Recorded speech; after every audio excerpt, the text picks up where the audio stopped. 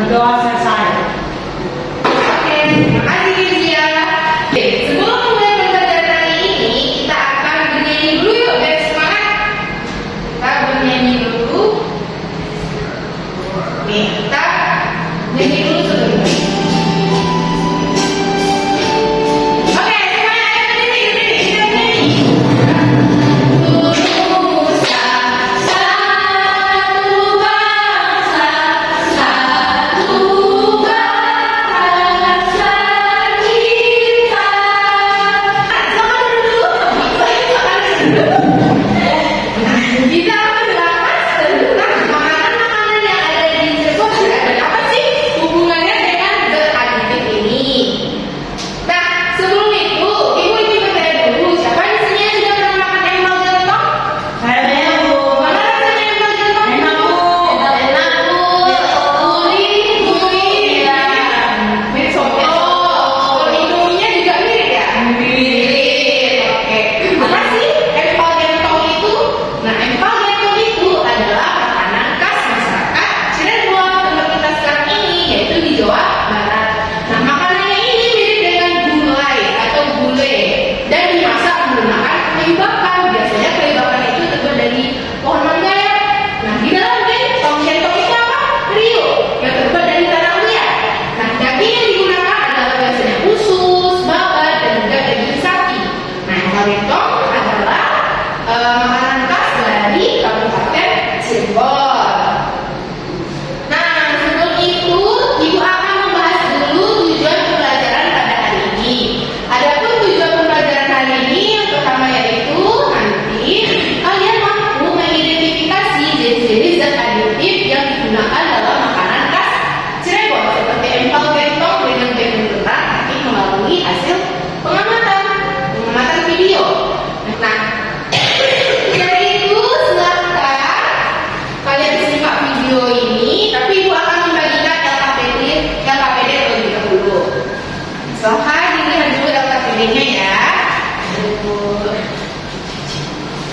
Silahkan dibuat nama, kelas, dan juga kelompoknya. Setelah itu silahkan simak video ini dulu.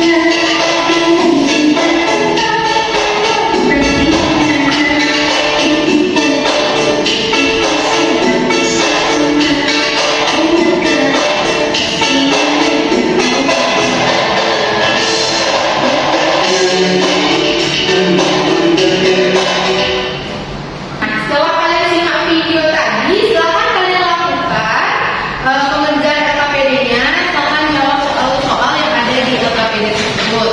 Ibu kasih waktunya 15 menit untuk menjawab LKPD-nya berdasarkan hasil pengamatan video.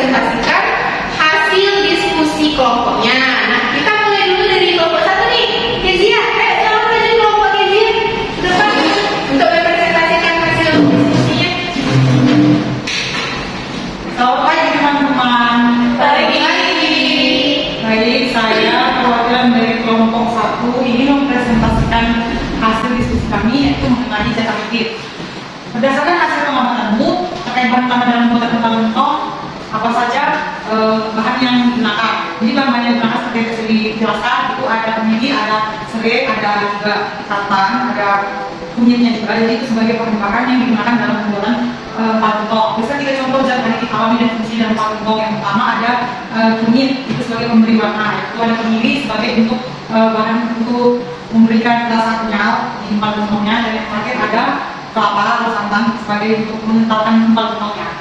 Demikian presentasi dari kami. Kurang maaf, sampai di tapi ada yang satu kurang tadi, empalnya tidak disebut, yaitu daging alaminya. Oke, kita lanjut ke kelompok kedua. Silakan kelompok Khadijah. Baik, Ibu, terima kasih.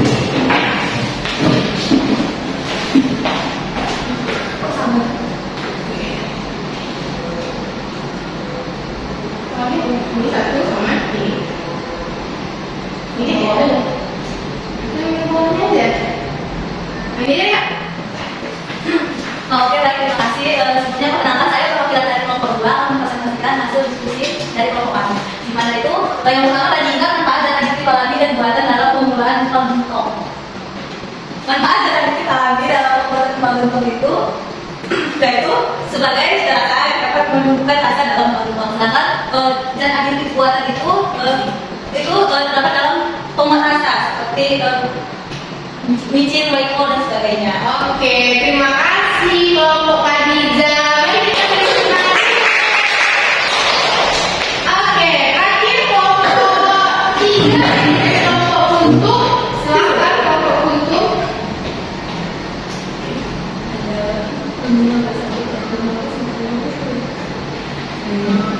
Baik, assalamualaikum warahmatullahi wabarakatuh. Di sini saya sebagai perwakilan kelompok 3 akan menjelaskan hasil temuan kita diskusi kali ini. Yang pertama itu jawaban mengenai dampak positif dan negatif dari penggunaan zat adiktif buatan pada empal gentong terhadap masyarakat. Nah, kalau dampak positifnya menurut kami itu zat adiktif buatan ini dapat menambah cita rasa atau menguatkan rasa yang berada pada empal gentong. Sedangkan untuk dampak negatifnya itu jika digunakan secara berlebihan maka akan mengganggu masyarakat kita. Assalamualaikum warahmatullahi wabarakatuh. Waalaikumsalam warahmatullahi wabarakatuh. Tepuk tangan dulu untuk kelompok ini. Tapi ya jawaban dari tiga kelompok. Nah, setelah kita mendengar jawaban dari tiga kelompok tadi, marilah bersama-sama kita mencari jawaban yang benar. Nah, Ibu akan melakukan penguatan ya dari tiga kelompok. Yaitu apa sih zat adiktif itu sebenarnya? Nah, zat adiktif itu dia adalah zat yang sengaja ditambahkan di dalam makanan untuk meningkatkan kualitas, rasa, penampilan, daya tahan atau tekstur pada makanan. Nah, zat ini dapat berupa alami dan juga berupa bakat atau sintesis. Ada dua manfaat dari menambah zat adiktif itu. Yang pertama adalah juga untuk memperpanjang masa simpan makanan. Yang kedua juga meningkatkan cita rasa, warna atau tekstur makanan. Dan yang ketiga manfaatnya mempermudah proses produksi makanan dalam skala besar. Ini adalah definisi dari zat adiktif dan juga manfaat zat adiktif. Kita lanjut. Jadi zat adiktif itu berdasarkan sebagai ada dua tadi, ada yang alami dan ada juga buatan. Kalau alami itu dia langsung dari bahan alami dan tumbuhan, hewan, dan juga dari mineral. Kalau sintesis buatan itu dia dari bahan kimia yang dibuat di laboratorium. Kalau tadi berdasarkan sumbernya, sekarang berdasarkan fungsinya. Berdasarkan fungsinya dia ada 5. Yang pertama ada pewarna, pemanis, pengawet, penyedap rasa dan aroma, pengental dan juga stabil. Kalau pewarna itu kayak yang memberikan warna yang mana, dan ada alami dan juga sintesis. Kalau alami itu dia berasal dari tumbuhan biasanya ada teh kunyit, memberikan warna kuning, pandan, memberikan warna hijau. Nah, kalau sintesis namanya ada tartrazin dan juga santiero. Nah, kalau manis dia memberikan rasa manis pada makanan. Kalau alaminya contohnya seperti gula, madu. Kalau sintesis aspartam dan sacharin. Nah, yang ketiga yaitu ada pengawet. Pengawet itu apa? Ya untuk memperpanjang umur simpan makanan. Contoh alaminya itu seperti garam, gula dan cuka. Kalau sintesis itu contohnya natrium benzoat atau asam sorbat. Kita masuk lagi ke penyedap rasa dan memberi aroma untuk memperkuat rasa dan juga aroma pada makanan. Kalau yang alami itu contohnya pada rempah-rempah, jahe, serai, bawang merah, bawang putih, yang alami ya. Kalau sintesis itu MSG, atau itu apa MSG? Biji, mereka ya. Itu masako, ajinomoto, seperti itu ya. Jadi daripada vegetal juga berstabil ya memperbaiki tekstur makanan. Contohnya itu memperbaiki agar atau gelati biasanya itu kayak apa? Kayak tepung, tapioka, maizena dan sebagainya. Nah, contoh sintesisnya itu karbosimetil selulosa asinasi. Itu berdasarkan fungsinya. Nah, dampak penggunaan zat adiktif itu ada juga dampak positif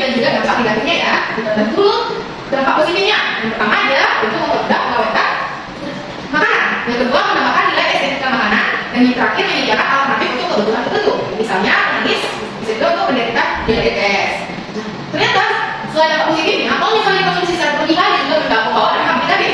Nah, mungkin kalau misalnya punya alergi, nanti akan muncul alergi yang harus konsumsi berlebihan. Contohnya pada yang disebut micin, terus juga ada gangguan kesehatan sekitar ya. Ya kalau misalnya kita menggunakan yang sintesis ya, dan terakhir itu juga penurunan kualitas makanan tradisional karena penggunaan zat sintesis berlebihan. Nah biasanya kalau ada makanan tradisional contohnya empal gentong itu masih kental dan masih khas menggunakan bahan-bahan alami. Namun bahan buatan zat aditifnya masih ada, cuma sedikit hanya untuk menambah cita rasanya saja. Seperti itu ya. Penggunaan zat aditif pada makanan tradisional contohnya seperti empal gentong itu dia masih menggunakan sifat zat aditif secara alami. Contohnya tadi seperti kunyit, ada garam, terus rempah-rempah, gitu kan? Nah, fungsinya itu untuk apa? Untuk memberikan warna, penyedap, dan juga penyedap rasa dan juga pengawet. Nah, yang terakhir, perlu diwaspadai penggunaan zat aditif sintesis pada makanan tradisional modern agar tetap aman dan autentik. Jadi biasanya makanan khas tradisional itu masih kental, bahannya menggunakan bahan alami. Nah, seperti itulah hubungan antara makanan tradisional Cirebon yaitu empal gentong dengan hubungannya dengan materi kita saat ini yaitu zat aditif. Nah, setelah pembelajaran kita hari ini telah selesai, kita akan menyimpulkan bersama-sama tentang materi zat aditif. Nah, di sini siapa yang mau menyimpulkan? Satu orang saja. Siapa yang mau? Ayo, untuk malu-malu ya. Jangan berdiri.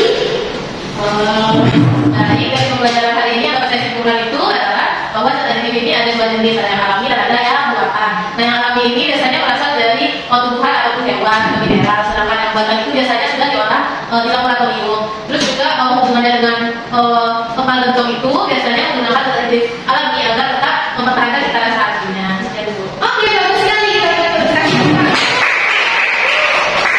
Oke, yang disampaikan sama Untung sudah semuanya ya. Yang pertama, kalau definisinya kita sudah tahu zat aditif itu dia misalnya bahannya sengaja ditambahkan dalam makanan untuk menambah cita rasa, warna atau tekstur. Nah, manfaatnya juga udah banyak sekali zat aditif dan sumbernya dia ada dua, ada alami dan juga buatan. Nah, jadi sini juga ada 5 lagi, juga banyak. Dan juga di empal gentong itu ternyata dia masih menggunakan zat aditif alaminya yang masih kental. Zat aditif buatannya ada juga, namun penggunaannya dalam jumlah yang sedikit. Oke, selesai juga pembelajaran kita pada hari ini. Selamat satu orang. Bagaimana sih perasaannya setelah mempelajari materi ini? Oke, selamat Kezia. Gimana perasaannya? Perasaan saya senang dan lapar Bu. Oh, lapar kan Kezia? Oh, karena melihat gambar-gambar makanan ini. Iya Bu. Ya, terus apa lagi Kezia? Pengalaman belajar hari ini sangat menyenangkan karena kita bisa tahu zat aditif yang bisa kita konsumsi setiap hari juga bisa kita perhatikan dalam jenis-jenis bahan makanannya. Oke, terima kasih untuk Kezia. Kita akhiri pembelajaran kita hari ini. Sebelum kita akhiri, silakan satu orang untuk memimpin doa. Khadijah ada gantian. Ayo. Oke, baik, terima kasih Bu. Sebelum mengakhiri pembelajaran kita pada pagi hari ini, angkat ini kita berdoa terlebih dahulu. Berdoa selesai. Oke, terima kasih Khadijah. Kita tutup